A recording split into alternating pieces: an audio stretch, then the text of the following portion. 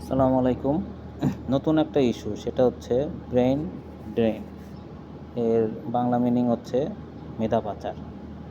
এটা শুধু আমাদের দেশে না, এটা সব দেশেই আছে। আমাদের দেশে এটা সবচেয়ে বেশি, বিশেষ করে ভারতীয় উপমহাদেশে এটা সবচেয়ে বেশি হয়। ব্রিটিশরা যখন এই দেশ থেকে চলে যায়, তখন এই জিনিসটা তারা প্রচলন করে দিয়ে যায়। শুধু এই জিনিসটার মেইন উদ্দেশ্য হচ্ছে একটি জাতিকে ধ্বংস করার জন্য, শুধু অর্থনৈতিকভাবে পঙ্গু করা না, শিক্ষাগত দিক থেকেও পঙ্গু করা। আর আমাদের দেশে এটা বেশি হয়, তার মেইন কারণ হচ্ছে রাজনৈতিক অস্থিরতা, বিভিন্ন রকমের অসুবিধা।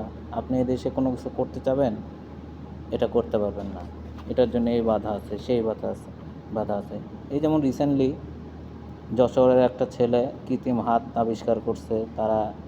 তার একটা হাত তৈরি করতে 40,000 থেকে 50,000 টাকা লাগে, কিন্তু এর জন্য কিন্তু তাকে কোনো সরকার থেকে সহায়তা করা হয় না।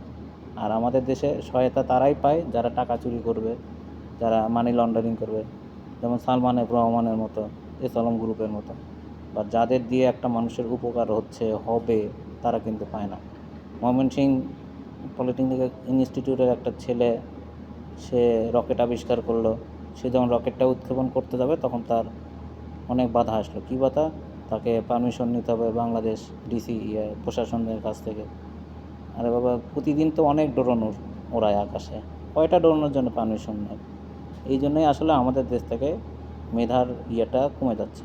যারা একটু ভালো লেখাপড়া করতেছে, বুয়েটের শিক্ষক, বুয়েট থেকে ভালো পারফরমেন্স করতেছে, তারা বাইরের দেশে যখনই অ্যাপ্লাই করতেছে, বাইরের দেশ তাদেরকে বিভিন্ন সুযোগ সুবিধা দিয়ে তাদেরকে নিয়ে নিচ্ছে। এতে আমাদের দেশে আসলে মেধাশূন্য হয়ে যাচ্ছে। অর্থনৈতিকভাবে তো আমরা দুর্বল আছি, আস্তে আস্তে আমরা মেধাশূন্য হয়ে যাচ্ছি। আপনি অ্যানালাইসিস করে দেখবেন, অনেক ভার্সিটির অনেক ভালো ভালো টিচার, তারা বাইরে ডিগ্রি পড়াশোনা করতে যায় আর দেশে ফেরত আসে না।